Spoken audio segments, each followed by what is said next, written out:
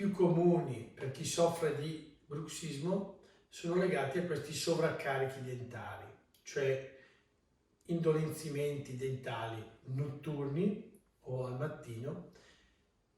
al risveglio quindi, o nei casi più gravi in cui c'è un digrignamento anche diurno, un indolenzimento dentale anche nella fase serale.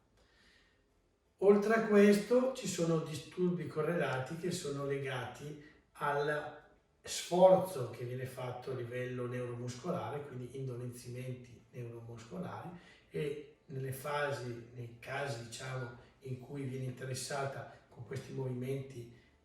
anomali e involontari l'articolazione, indolenzimenti che possono riguardare l'articolazione stessa e a volte anche l'orecchio.